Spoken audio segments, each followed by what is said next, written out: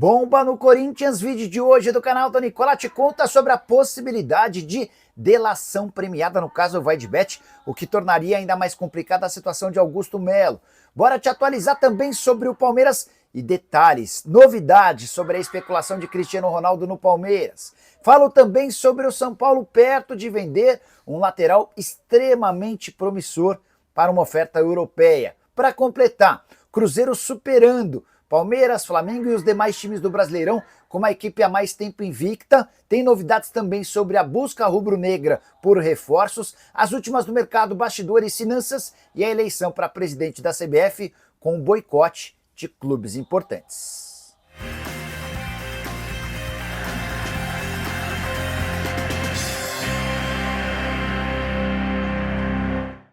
Fala aí pessoal, sou Jorge Nicola, bem-vindos a mais um vídeo do canal, sempre bom ter vocês por aqui, sem perder tempo pedir para deixar like, se inscrever no canal e ativar as notificações. Quero contar que todo esse conteúdo é um oferecimento de Bet Nacional, a Bet dos brasileiros. Tô chegando com duas sugestões para esse domingo para vocês. Primeira delas, Campeonato Brasileiro, Palmeiras e Flamengo, o principal jogo do campeonato. Acho que dá empate. Por isso estou apostando R$50 e se o resultado se confirmar, voltam R$154. Cotações bem boas para esse jogo. A outra sugestão com muito mais convicção, estou indo numa dupla no campeonato belga.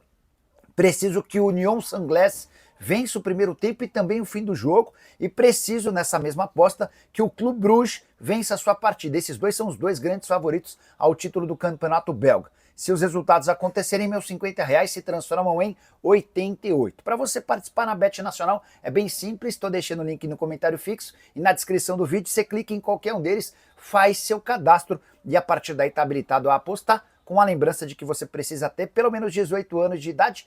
Vem para a Bet Nacional, a Bet dos brasileiros. Agora sim, bora começar o vídeo com aquele tradicional giro de notícias e a primeira informação é sobre a Portuguesa, que venceu a terceira seguida na Série D. Com dificuldade, vitória por 2-1 contra o Pouso Alegre na tarde e noite desse sábado no Canindé, resultado que ampliou a vantagem da Lusa no grupo 6 da 4ª divisão. Portuguesa agora tem 13 pontos, 3 de vantagem para o vice-líder Maricá. Já o Boa Vista, que é o 5º colocado, ou seja, o primeiro time fora do G4, diferença da Lusa para o Boa Vista já é de 5 pontos.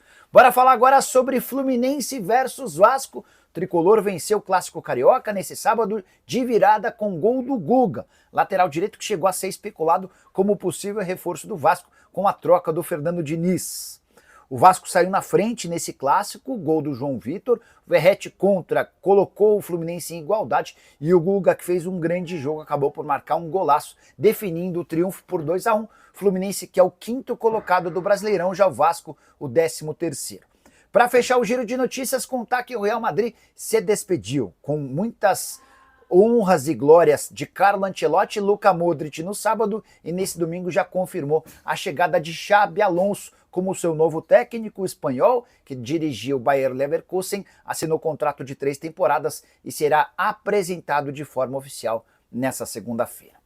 Bora falar agora sobre o novo presidente da CBF. Nesse domingo, em plena rodada do Brasileirão, acontece a eleição para presidente. E como só há um candidato, já dá para cravar que Samir Chauti será o próximo dirigente, o próximo mandatário da principal entidade de futebol do país. Você conhece Samir Chauti? Médico de 41 anos de idade, que tem como maior experiência no mundo do futebol auxiliar seu pai, à frente da Federação de Roraima.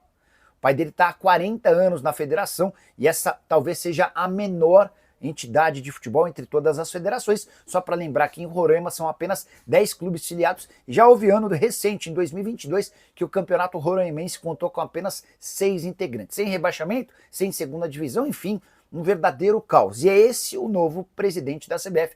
Graças ao apoio de federações, 25 das 27 federações acabaram por escolher a candidatura do Chauti, impedindo que outros tentassem concorrer. O Reinaldo Carneiro Bastos, presidente da Federação Paulista, era o candidato apoiado pelos clubes. Até por não terem conseguido emplacar seu candidato, 21 times das séries A e B já afirmaram que nem vão participar da votação como uma forma de protesto. América Mineiro, Atlético Paranaense, Atlético Goianiense, Botafogo de Ribeirão Preto, Chapecoense, Corinthians, Curitiba, Cruzeiro, Cuiabá, Flamengo, Fluminense, Fortaleza, Goiás, Internacional, Juventude, Mirassol, Novo Horizontino, Operário, Santos, Sport e São Paulo são os clubes que já declararam estar fora dessa votação. Importante contar que o Chalde assume uma cadeira que tem sido marcada por muitos afastamentos. 5 dos últimos 7 mandatos não tiveram seus presidentes acabando o mandato. Isso aconteceu com o Edinaldo Rodrigues, que foi recentemente afastado por falsificação na assinatura de um vice-presidente. Rogério Caboclo havia sido afastado em 2021 por denúncia de assédio moral e sexual. Marco Polo Del Nero foi banido da FIFA por corrupção. José Maria Marim foi preso por envolvimento no FIFA Gate, um grande escândalo mundial, enquanto Ricardo Teixeira renunciou em 2012, mas foi banido pela FIFA em 2019, também por suborno em contratos. Essa é a nossa realidade no futebol brasileiro. Bora falar agora sobre o Flamengo e a busca por reforços. Rubro-negro pensa em contratar pelo menos 3 a 4 jogadores na metade da temporada. Um a gente já sabe, o Jorginho, volante do Arsenal. Mas você não deve esperar por contratações de muito peso, que custem bastante dinheiro. O Flamengo adoraria, por exemplo, ter Ezequiel Barco, que joga no Spartak Moscou da Rússia. Outro nome que agrada é de Andréas Pereira, que já demonstrou a vontade de voltar para a Gávea. Só que ambos esses casos custariam pelo menos 20 milhões de euros. E nesse momento, a alegação dos dirigentes do Fla é de que não há capacidade financeira para um investimento desse tamanho. Se em momentos recentes o Flamengo pôde ir ao mercado e gastar mais de 100 milhões, por exemplo, como com o Carlos Alcaraz, essa não é a realidade do Flamengo para 2025. Até por isso os reforços devem ser um pouco mais baratos. O Ezequiel Barco é um velho sonho da diretoria rubro-negra. Meio argentino de 26 anos de idade, que já passou por River Plate, Independiente, Atlanta United. O Andréas Pereira chegou a flertar com o Flamengo no início da temporada, mas ambos vão ser sonhos para mais para frente. Só para completar em relação ao rubro-negro, jogo decisivo contra o Palmeiras no Allianz Parque. O Flamengo está 4 pontos atrás do adversário e se perder, vê a distância aumentar para 7, o que começa a complicar a situação do Flamengo mesmo no início do Brasileirão. Hora de falar sobre o Cruzeiro, que vive um momento de maior invencibilidade entre todos os clubes brasileiros da Série A.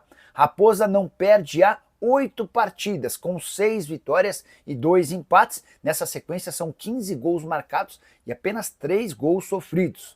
Importante constatar que o Cruzeiro tem invencibilidade bem superior à dos seus grandes concorrentes ao título do Campeonato Nacional, o Flamengo e o Palmeiras. O Palmeiras vem numa sequência de 3 jogos invicto, perdeu para o Bahia em 27 de abril. Já o Flamengo tem apenas 2 jogos de invencibilidade, foi derrotado pelo próprio Cruzeiro no dia 4 de maio. Raposa, que é a terceira colocada no Campeonato Brasileiro, 17 pontos conquistados contra 18 do Flamengo e 22 do Palmeiras. E para que o Cruzeiro possa tirar vantagem do confronto direto entre Palmeiras e Flamengo nesse domingo, a Raposa vai precisar vencer o Fortaleza fora de casa. Fortaleza que vive um momento de instabilidade, eliminação no meio de semana na Copa do Brasil e pressão sobre o trabalho de Juan Pablo Vojvoda. Hora de falar sobre o São Paulo, que está perto de vender um lateral de apenas 16 anos de idade. Eu me refiro a Ângelo, lateral que é da Seleção Brasileira Sub-17, titular absoluto e uma das grandes promessas para a posição. Negociação com o Strasbourg da França está em estágio avançado. O clube francês, que faz parte do mesmo grupo do Chelsea, está disposto a pagar 5 milhões de euros fixos, mais 2 milhões de euros em bônus. A única boa notícia para o São Paulo nesse negócio é que o tricolor poderia contar com o Ângelo até janeiro de 2027. Posso garantir que a oferta é baixa, mas diante da dificuldade financeira do São Paulo, o tricolor não tem muita capacidade para barganhar valores maiores. Importante contar também que o Ângelo só não vai para o Chelsea por uma estratégia do grupo que detém os direitos do Chelsea e do Strasbourg. A impressão que eles tinham de lá é que se a oferta viesse do Chelsea, certamente o São Paulo exigiria mais dinheiro. Como a oferta vem do Strasbourg, pode haver a impressão no São Paulo de que o acordo mais barato é o que serve. Só para completar em relação a esse jogador, atleta que não conseguiu ser testado ainda no time profissional, apesar da enorme dificuldade do São Paulo na posição. Verdade é que o Cédric Soares é o titular absoluto, o Igor Vinícius desapareceu do time e o Ferrarese tem atuado muitas vezes improvisado, o Ferrarese que é zagueiro. só para completar, sobre o São Paulo. O tricolor precisa de 155 milhões de reais em venda na atual temporada, conseguiu até aqui 85 milhões de reais, e ainda que a confirmação da transferência do Ângelo aconteça, não vai haver ainda a necessidade de mais uma venda nessa temporada. Quero falar agora sobre, só para completar sobre o São Paulo, precisamos registrar o vexame pesado do tricolor contra o Mirassol, derrota por 2-0 em pleno Morumbi diante de 30 mil pessoas. São Paulo tem uma folha salarial com apenas 3 jogadores, maior do que a de todo o elenco do Mirassol. O Lucas Moura, que ganha 1.800.000, o Oscar, que ganha 1,5 milhão de reais, e o Caleri, que ganha 1.300.000, esses 3 jogadores juntos faturam mais do que os 4 milhões da folha salarial do Mirassol. Ainda assim, o que se viu dentro de campo foi um time do Mirassol muito mais organizado e que venceu e convenceu. Já o São Paulo estacionou na 12ª colocação com 12 pontos, 2 vitórias, 6 empates e 2 derrotas, tricolor que pode ficar perto da zona do rebaixamento com os jogos desse domingo. Hora de falar sobre os planos palmeirenses por Cristiano Ronaldo. Será que eles existem? Bora explicar com detalhes essa história. Durante a semana, o Facincani, que é jornalista esportivo e que cobre bem de perto o Palmeiras, chegou a contar que o Verdão tinha o apoio de 2 empresas para contratar o Cristiano Ronaldo. Fui buscar na troca de mensagens de WhatsApp uma informação que eu recebi no dia 26 de abril. E um conselheiro do Palmeiras, muito próximo a Leila Pereira, me avisou, nessa data, 26 de abril, que 2 empresas e mais vendas de camisas poderiam permitir que o Palmeiras contratasse o Cristiano Ronaldo. Não dei essa história na oportunidade, porque fui confirmar com o Paulo Buozzi, que é o vice-presidente mais próximo da Leila, e ele assegurou que nunca existiu qualquer plano. De qualquer forma, como essa história veio à tona, deixa eu dar todos os detalhes para vocês. Esse conselheiro alviverde, de boa influência com Leila Pereira, afirmou que o Cristiano Ronaldo foi sugerido ao Palmeiras. E para que o negócio avançasse, de acordo com a sugestão desse intermediário, a Amazon Prime e uma plataforma de jogadores de atletas da base bancariam ou ajudariam o Palmeiras a bancar esse projeto. Então, o Palmeiras receberia o Cristiano Ronaldo com uma compensação financeira bem alta, mas já com 2 aportes financeiros garantidos, da Amazon Prime e também dessa plataforma de jogadores de categorias de base. O Palmeiras poderia, para não ter de tirar todo o restante da grana do bolso, fazer um grande plano de marketing relacionado a vendas de camisas. Repito, quando consultei o Paulo Buozzi sobre esse tema, o Buozzi garantiu que se tratava de uma mentira, que nunca houve negociação entre Palmeiras e Cristiano Ronaldo. Ainda assim, seguem surgindo notícias no mundo afirmando que o Cristiano Ronaldo pode disputar o Super Mundial de Clubes e também por um clube brasileiro. Jornal Marca da Espanha e o Telemundo Deportes, página que cobre o futebol nos Estados Unidos, já trataram sobre esse tema da negociação do Cristiano Ronaldo com o clube brasileiro. Nos últimos dias foi a vez do presidente da FIFA, o Gianni Infantino, afirmar que o Cristiano Ronaldo tem grandes chances de jogar o Super Mundial, mesmo levando em consideração que o clube dele, o Al Nassr, não participa do torneio. O contrato do CR7 com o Al Nassr se encerra em 30 de junho. Bora fechar o vídeo com informação importante no Corinthians. Alex Cassundé, apontado como laranja na intermediação do contrato entre Corinthians e Vaidbet, pode recorrer à delação premiada. Deixa eu explicar em detalhes essa história. O advogado do Alex Cassundé pediu uma reunião com urgência com o delegado do caso, o Thiago Correia. E nesse encontro, que ainda não aconteceu, ele vai sugerir que o Alex Cassundé negocie uma delação premiada. O que seria a delação premiada para quem não está acostumado? Ele forneceria todas as informações que não foram divididas em seu depoimento em troca de benefícios na hora da punição.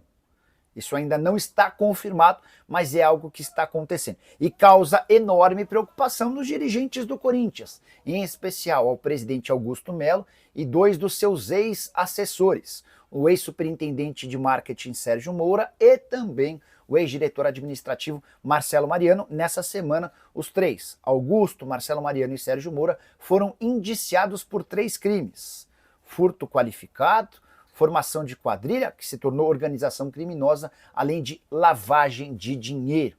essa manifestação ou essa possibilidade de delação premiada tornaria ainda mais complicada a vida de Augusto Melo, que deve sofrer impeachment no Corinthians nessa segunda-feira. Você sabe que tem reunião marcada do Conselho Deliberativo e desde que exista maioria dos votos a favor do impeachment e ele já é afastado no ato. Vale a lembrança de que o Alex Cassundé chegou a admitir à polícia que não intermediou o acordo entre Vaidbet e Corinthians, ainda assim foi apontado pelo Timão como responsável pela intermediação e por isso garantiria 25 milhões de reais. A polícia conseguiu rastrear que de 1.400.000 depositados na conta dele vindos do Corinthians, 1 milhão acabaram por parar numa empresa ligada a uma facção criminosa. Diante desse cenário e com o Corinthians colocando responsabilidade no Alex Cassundé, o Cassundé decidiu se pronunciar e negocia essa delação premiada. Só para completar, informação a respeito do time, o Corinthians empatou em 0-0 com o Atlético Mineiro em Belo Horizonte na noite desse sábado, e a notícia mais preocupante, uma possível lesão de Yuri Alberto, que foi poupado, entrou apenas aos 19, mas saiu carregado de campo. A informação inicial de que ele teve um trauma na região lombar que resultou em uma contratura muscular. Curtiu o vídeo? Não esquece de deixar like, se inscrever no canal. A gente se encontra mais tarde. Tchau!